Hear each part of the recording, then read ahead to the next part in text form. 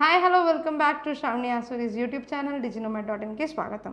Subscribe చేసుకోకపోతే definitely subscribe చేయండి. ఎందుకంటే ఈ ఛానల్లో నేను డిజిటల్ మార్కెటింగ్ టిప్స్, అదేవిధంగా ఏ విధంగా బిజినెస్ డెవలప్ చేసుకోవాలి, డిజిటల్ మార్కెటింగ్ ద్వారా బిజినెస్ ఐడియాస్ ఎన్నో విషయాలు షేర్ చేస్తాను. Do subscribe. ఈరోజు వీడియోలో మనం తెలుసుకోవాల్సిన విషయం ఏంటి అంటే photography business and videography business on internet. Digital అనగానే ఫోటో వీడియో లేనిది ఎటువంటి డిజిటల్ బిజినెసెస్ జరగటం లేదు. వీడియోగ్రఫీ ఫోటోగ్రఫీ బిజినెసెస్కి ఎంతో డిమాండ్ అనేది సీజనల్గా జరుగుతుంది. ఇది ఆగస్ట్ మంత్, సో చాలా డిమాండ్ ఉన్న మంత్. వీడియోగ్రఫీ ఫోటోగ్రఫీ వాళ్ళకి ఎంతో లీడ్స్ ఎక్కడ నుంచైనా వస్తూ ఉంటుంది.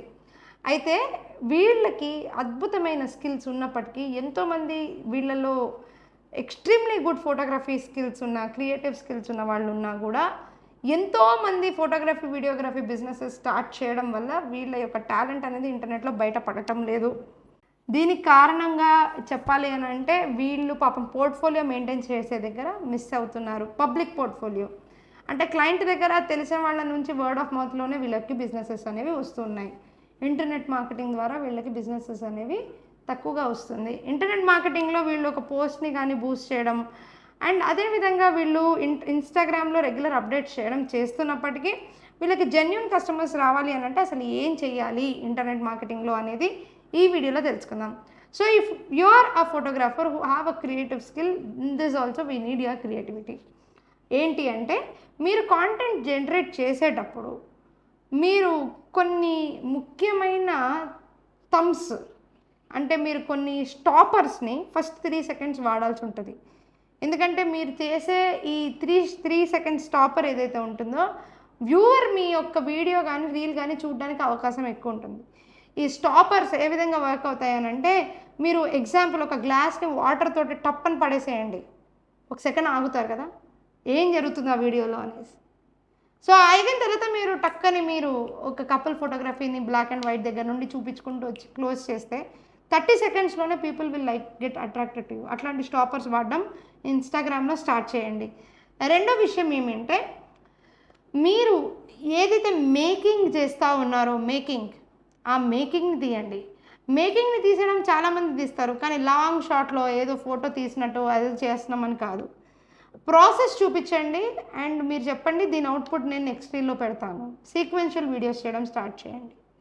ఎందుకనంటే అప్పుడు మీకు బ్రాండ్స్ కూడా అప్రోచ్ అవుతాయి.